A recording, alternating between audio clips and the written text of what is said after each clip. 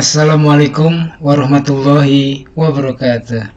Puja dan puji syukur selalu kita panjatkan kepada Allah Subhanahu wa Ta'ala, Allah yang Maha Pengasih lagi Maha Penyayang.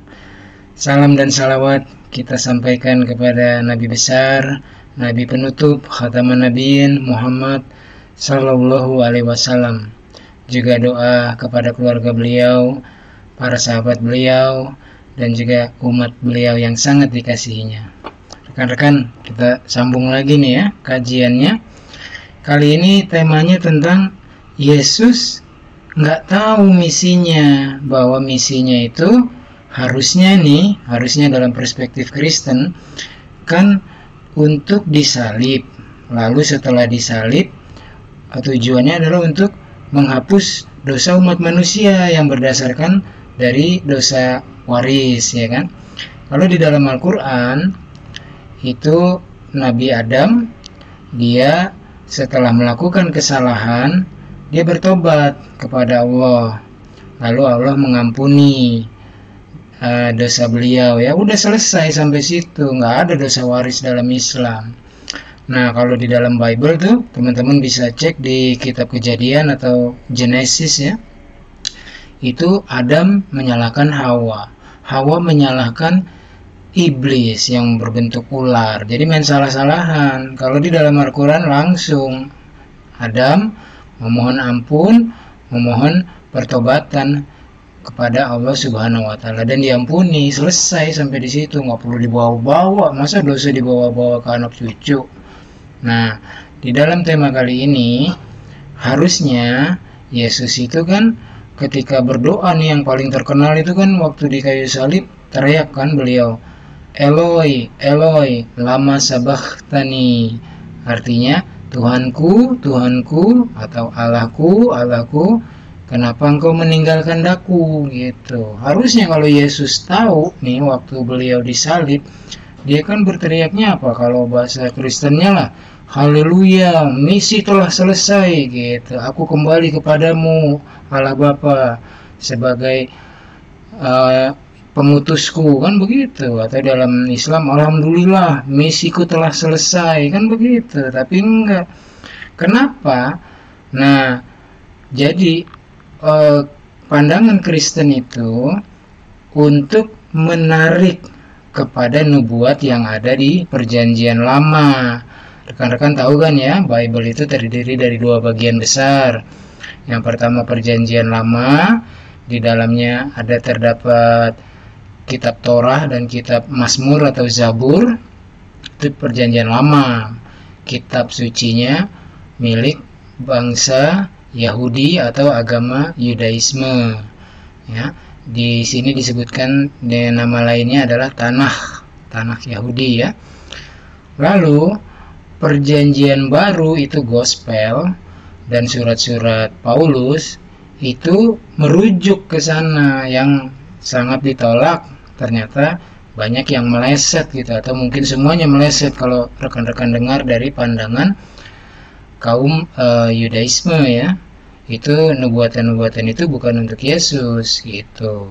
Nah, sekarang kita kembali lagi deh ke temanya ya, mengenai bahwa Yesus itu nggak tahu misinya untuk menebus dosa umat manusia. Sekarang kita lihat dulu nih untuk perbandingannya ya. Kata-kata yang disebutkan oleh Yesus mungkin selama perjalanan menuju puncak Golgota ya, Via Dolorosa, dan kata-kata yang paling terkenal yang terakhir itu ketika beliau menurut versi Gospel akan menyerahkan nyawanya.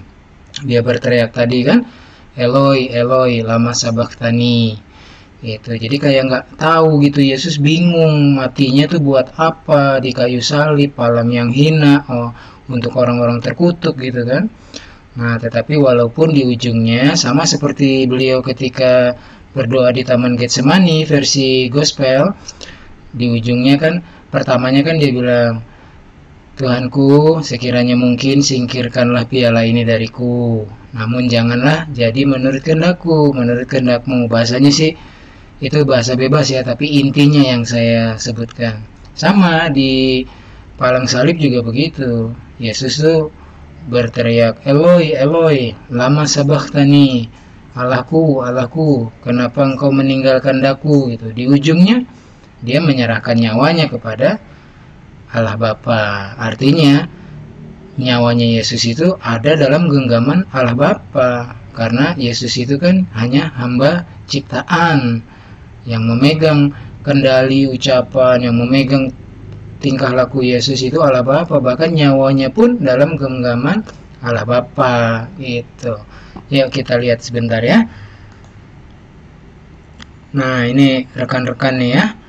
Di sini kan disebutkan nih 7 kata-kata terakhir yang diucapkan oleh Yesus ya. Kita lihat nih siapa aja yang mencatat di dalam gospel ya. Ada John atau Yohanes, ada Luke atau Lukas, kemudian ada Matthew atau Matius ya. Markus ada nggak?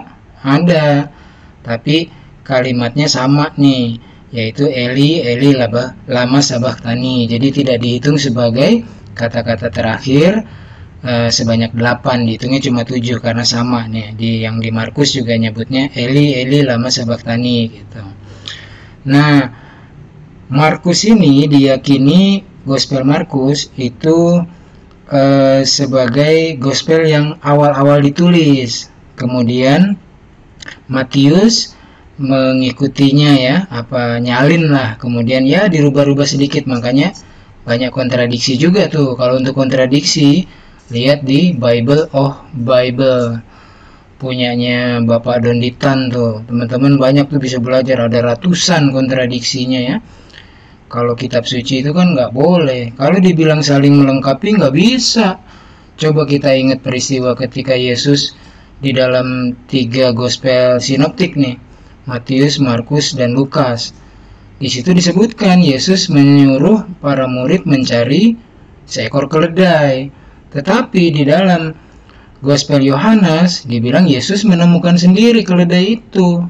Pertanyaannya kan mana yang salah? Nggak mungkin dua-duanya benar kan terhadap 2 premis tersebut gitu. Nah, oke, kita kembali ke tema ya.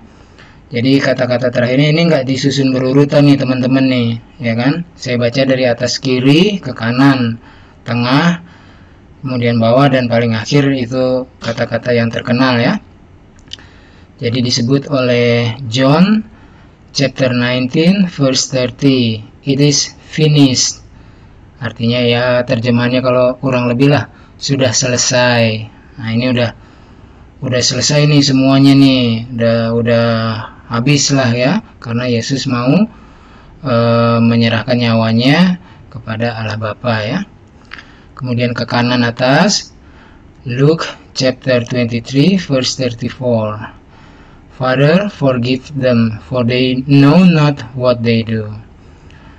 Ya Bapa, ampunilah mereka, karena mereka tidak tahu apa yang mereka perbuat. Nah, ini ketika hansip-hansip Romawi itu kurang ajar kan, memecuti Yesus, meludahi Yesus, memukul Yesus, bahkan menelanjangi Yesus tuh, ya kan? Nah, jadi ini kata-kata yang kita catat. 2 kata ya, bukan kata kedua. Ada 2 kata-kata, ini yang keduanya nih.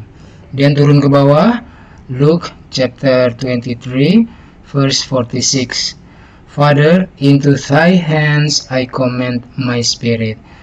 Jadi terjemahannya kurang lebih, ya Bapa, ke dalam tanganmu kuserahkan nyawaku. Kemudian kita ke kanan, Yohanes pasal 19 ayat 26 dan 27. Woman, behold thy son, behold thy mother. Nah, ini ketika Yesus melihat kepada ibundanya ya, beserta wanita-wanita yang konon katanya ada di situ. Ibu, lihatlah anakmu. Lalu melihat kepada yang laki-laki, lihatlah ibumu. Artinya untuk saling menjaga lah gitu, merawat masing-masing, mengasihi masing-masing. Kemudian di dalam Yohanes 19:28, I thirst, itu ucapan juga tuh ya, kata-kata yang 1, 2, 3, 4, kelima, saya haus, kata Yesus. Nah, lalu diberikan apa ya, entah rum, entah minuman yang masam gitu ya. Itu juga ada tuh di dalam BOB-nya Pak Dondi. Kemudian di dalam Lukas 23 ayat 43, Verily I say unto thee, today shalt thou be with me in paradise. Jadi ini ucapan Yesus, sesungguhnya saya katakan kepadamu bahwa hari ini juga engkau berada bersamaku di Firdaus atau paradise ya. Nah ini Yesus mengatakan ini kepada seorang kriminal yang disalib juga di sampingnya Yesus ya. Jadi pada hari ini juga gitu dijanjikan oleh Yesus. Kemudian ini yang terakhir ya, yang paling terkenal ini, Eli Eli lama sabachthani, atau bahasa Inggrisnya my God, why hast thou forsaken me? Di dalam Matius pasal 27 ayat 46, Allahku, Allahku, kenapa daku kau tinggalkan? Jadi kembali ke tema ya. Kalau seandainya Yesus tahu bahwa misinya turun ke bumi adalah untuk disalibkan, dia harusnya kan berteriaknya, haleluya, misi telah selesai ya Bapak, aku kembali kepadamu, kan begitu. Walaupun ditutup ya, yang ini tadi nih di atas tengah, Lukas pasal 23 ayat 46, ya Bapak, ke dalam tanganmu kuserahkan nyawaku. Artinya dia pasrah. Tetapi sebelum pasrah itu, Yesus nggak tahu misinya nih. Eli, Eli, lama sabachthani.